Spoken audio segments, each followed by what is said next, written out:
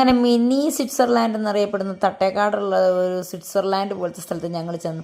അടിപൊളിയായിട്ടോ, നല്ല വൈബാണത്.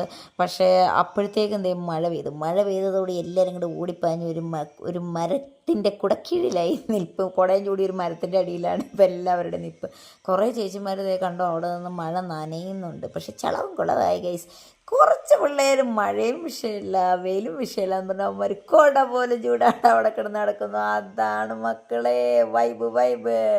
ഇവിടെ ഇങ്ങനെ ഒരു മരം ഉണ്ടത് എന്തുകൊണ്ട് നന്നായി. ഇപ്പോൾ എല്ലാവരും ഇവിടെ കൂടി മരം ചുറ്റി പ്രേമവും മരം ചുറ്റി കപ്പിൾസും മരം ചുറ്റി അപ്പാപ്പന്മാരും കിളവന്മാരും ഒക്കെ ഉണ്ട്. റൂബി ഞാനും കുഞ്ഞിയും ഒക്കെ അവിടെ തന്നെ കുടയും പിടിച്ച് ആദ്യമേ സ്ഥാനം പിടിച്ച് വെച്ചിരിക്കുന്നത്. കുഞ്ഞിയുടെ കയ്യിലാണെങ്കിൽ ഒരു കോലുമുട്ടായി ഉണ്ട്. കുഞ്ഞ് ഈ മഴയത്ത് അത് മഴയത്ത് കാണിക്കും, വയലിടും, കലക്കി മറിക്കും.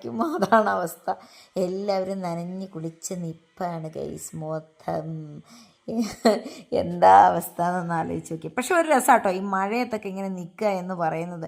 പണ്ടൊക്കെ ആണെങ്കിൽ നമ്മളെ കാർന്നോന്മാർ തല്ലിക്കൊല്ലും. ഇപ്പോൾ കാർന്നോന്മാരടക്കം എന്തേ കണ്ടോ, ഒരു വല്ലുമ്മയും കുഞ്ഞാവയും കൂടെ കൂടിയാണ് നിൽക്കണേ.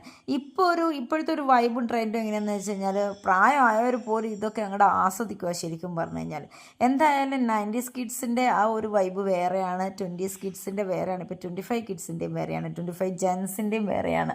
മൊത്തത്തിൽ ഒരു നല്ല രസമായിരുന്നു കാണാൻ. മഴ പെയ്യുന്നത് കാണാനും വളരെ രസമായിരുന്നു. പക്ഷേ അതൊരു ചളി തന്നെയാണ്. അത്യാവശ്യം നല്ല ചളിയും കുളവും ആയിട്ടുണ്ടായിരുന്നു.